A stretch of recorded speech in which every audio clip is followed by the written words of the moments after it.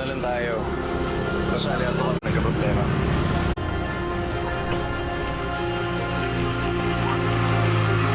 Boss, dito tayo.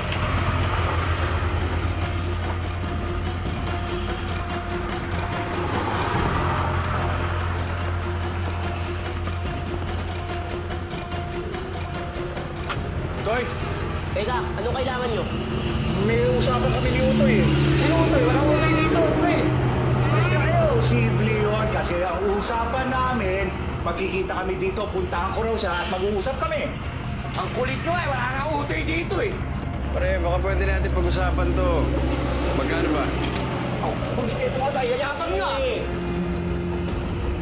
Eh, Sige. Iputok mo, sige. Kung itututok mo, iputok mo. Sinabi ko,